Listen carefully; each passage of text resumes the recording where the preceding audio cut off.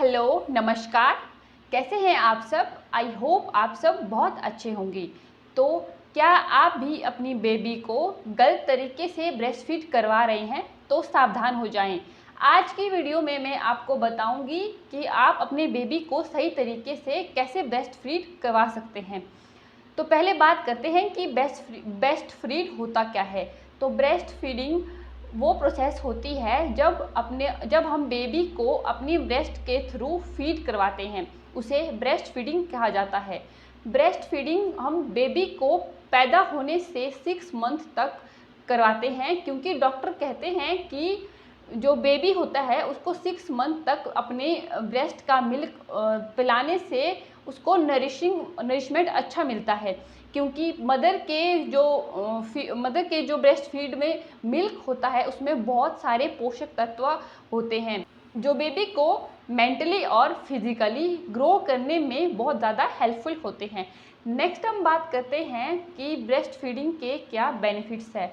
Breast feeding के benefits में एक तो ब्रेस्ट फीडिंग जो होती है वो बेबी और मदर्स में बहुत अच्छा बॉन्ड बनाती है, और दूसरा आता है कि ब्रेस्ट फीडिंग से जो बच्चा होता है उसका इम्यून सिस्टम भी स्ट्रॉन्ग होता है, और साथ ही बच्चे की जो मेंटल डेवलपमेंट और फिज़िकल डेवलपमेंट होती है वो भी काफ़ी अच्छी होती है। साथ ही बच्चे की फिज़िकल ग्रोथ भी बहुत ज़्यादा अच्छी होती है। इसके साथ ही अगर बच्चे को कोई बीमारी होगी या फिर कोई भी डिजीज़ हो उससे भी प्रिवेंट करती है। ब्रेस्ट फीडिंग से मदर का जो वेट गेन हुआ होता है वो भी मदर का वेट जो है लूज़ जाता है, क्योंकि ब्रेस्ट फीडिंग से मदर की बहुत ज़्यादा कैलोरी बर्न हो जाती है, जिसकी वजह से मदर का वेट लूज़ होने में बहुत ज़्यादा हेल्प मिलती है। लैक्टेशन हार्मोन ऑक्सीटोसिन को प्रोड्यूस करता है, जो मदर के यूट्रस को बिफोर प्रेगनेंसी वाली शेप में लाने में बहुत ज़्यादा हेल्पफुल होता है। और साथ ही बेबी को कॉन्स्टिपेशन, डायरिया या अदर कोई भी डिजीज़ होती है, स्किन डिसऑर्डर्स होते हैं, ओटाइटिस मीडिया या आईसाइट से रिलेटेड प्रॉब्लम्स होती है, उससे भी प्रिवेंट करता है। इसके साथ ही यह बेबी को कोई भी कैंसर या फिर ल्यूकेमिया जैसी प्रॉब्लम से भी प्रिवेंट करता है। और साथ ही मदर की बॉडी में प्रोलैक्टिन की प्रोडक्शन होती है, जिसकी वजह से जो मदर होती है वो बहुत ज़्यादा रिलैक्स फील करती है। और साथ ही ब्रेस्ट फीड मदर को हेमरेज से भी प्रिवेंट करती है, और साथ ही ऑस्टियोमलेशिया जैसी प्रॉब्लम से भी बहुत ज़्यादा प्रिवेंट करती है।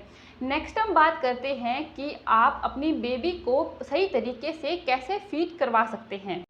जब कोई फीमेल फर्स्ट टाइम माँ बनती है तो उसको सही तरीके से ब्रेस्ट फीड करवाने का पता नहीं होता है, जिसकी वजह से कई बार बेबी को सफ़र करना पड़ता है, या फिर बेबी की जो नेक होती है उसमें स्ट्रेन या स्प्रेन जैसी प्रॉब्लम्स हो सकती है। तो इसमें मैं आपको बताऊंगी कि आप बेबी को कैसे होल्ड करेंगे, या और फिर बेबी की भूख का आपको कैसे पता लगेगा कि बेबी को कब फीड की नीड है और कब नहीं। तो पहला आता है कि बेबी का जब बर्थ होता है तो बेबी के बर्थ के हाफ एन आवर या 1 आवर के पहले ही आपको अपनी बेबी को फीड करवाना होता है, क्योंकि जो ब्रेस्ट मिल्क होता है उसमें बहुत सारे पोषक तत्व होते हैं, और बेबी का जो एक्सटर्नल एनवायरनमेंट होता है उसमें बेबी के हार्ट रेट, रेस्पिरेशंस को नॉर्मल रखने में ब्रेस्ट फीडिंग बहुत ज़्यादा इम्पॉर्टेंट होती है।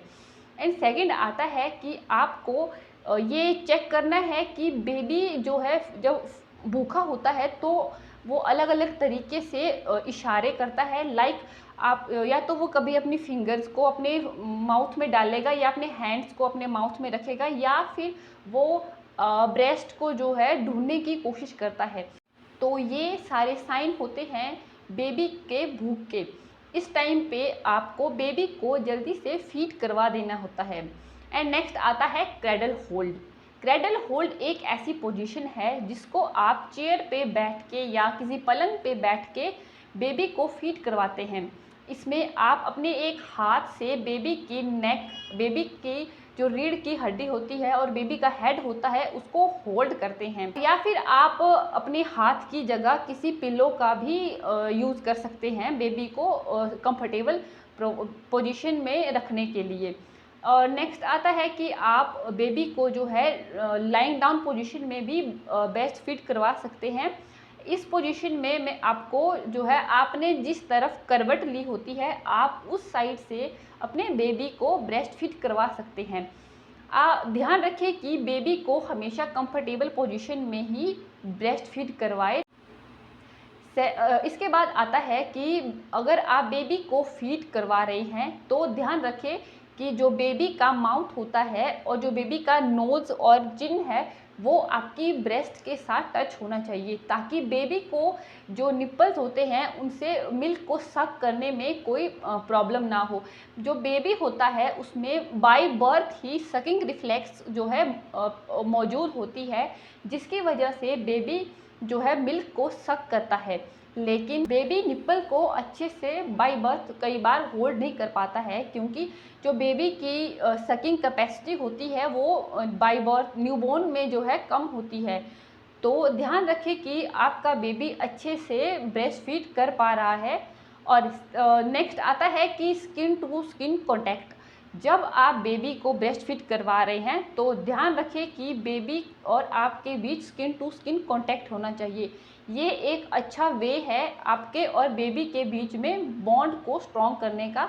एंड सेकेंड वन, इसके साथ ही अगर बेबी का जो एनवायरमेंटल चेंज होता है बाय बर्थ आफ्टर बर्थ, तो उसमें भी बेबी कंफर्टेबल होता है। साथ ही बेबी की जो रेस्पिरेशंस होती है, हार्ट बीट्स होती है, या बेबी के जो वाइटल्स होते हैं वो मदर के साथ स्किन टू स्किन कांटेक्ट में नॉर्मल रहते हैं। तो ये थे कुछ तरीके जिससे आप बेबी को सही पोजीशन में या सही तरीके से फीड करवा सकते हैं। तो नेक्स्ट हम बात करते हैं कि बेबी का जो स्लीप पैटर्न होता है वो कैसे होता है। तो जो पैदा हुए बच्चे होते हैं उनका स्लीपिंग पैटर्न ऐसा होता है कि वो पूरे दिन सोते ही रहते हैं या दिन रात सोते ही रहते हैं, क्योंकि बच्चा जो है पैदा होने से 3 मंथ्स तक कम से कम 18 से 20 घंटे सोता रहता है। क्योंकि बेबी को उस टाइम पे बेबी की जो नींद होती है उसके थ्रू शारीरिक और मानसिक विकास होता है, तो बेबी दिन रात सोता ही रहता है। लेकिन ज़्यादातर बच्चे सुबह, दोपहर और शाम के टाइम सोते हैं। तो जो न्यूबॉर्न बेबी होता है वो अपने टोटल 24 आवर में मैक्सिमम 18 से 20 घंटे की नींद लेता है।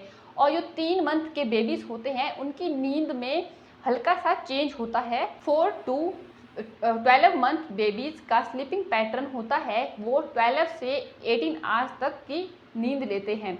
और नेक्स्ट आता है कि 1 से 2 साल के जो बच्चे होते हैं वो अपने 24 आवर्स में कम से कम 13 से 16 घंटे की नींद लेते हैं। और जो 3 से 5 साल के बेबी होते हैं वो अपनी स्लीपिंग आवर्स में 11 से 13 आवर्स की नींद लेते हैं। और जो 7 to 12 ईयर्स के बेबीज़ होते हैं वो 9 से 10 आवर्स की नींद लेते हैं। और जो 13 से 18 साल के अडल्ट्स होते हैं वो कम से कम 8 से 9 घंटे की नींद लेते हैं। तो लास्ट में मैं न्यू मदर्स के लिए कुछ टिप्स बताऊंगी जो उनके लिए बहुत ज़्यादा हेल्पफुल होंगे।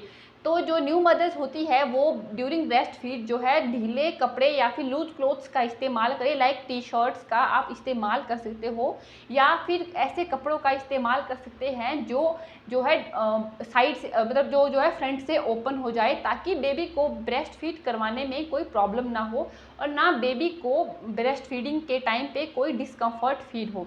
और सेकंड हम बात करते हैं कि ब्रेस्ट फीडिंग के टाइम पे आप कोई दुपट्टा या फिर कोई पतला सा कपड़े का इस्तेमाल करें, क्योंकि जब आप बेबी को ब्रेस्ट फीड करवा रहे हो तो आप बेबी को उससे कवर कर सकते हैं।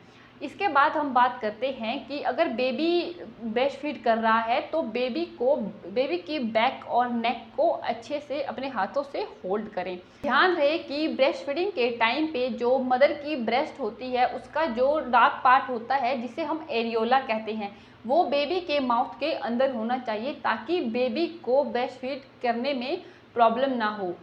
नेक्स्ट आता है कि अगर आप बेबी को ब्रेस्ट फीड करवा रहे हैं तो बेबी के ब्रेस्ट फीडिंग से पहले और बेबी के ब्रेस्ट फीडिंग के बाद अपनी ब्रेस्ट को अच्छे से क्लीन कर ले। इसके लिए आप वेट स्पंज या फिर टिश्यू का इस्तेमाल कर सकते हैं। लास्ट आता है कि अगर आपका सिजेरियन सेक्शन हुआ है तो मदर को जो है ब्रेस्ट फीड करवाने में बहुत ज़्यादा प्रॉब्लम होती है। ऐसे में आप किसी नर्स या डॉक्टर या फिर अपने किसी फैमिली मेम्बर्स की हेल्प ले सकते हैं ताकि बेबी को अच्छे से ब्रेस्ट फीडिंग करवा पाएँ।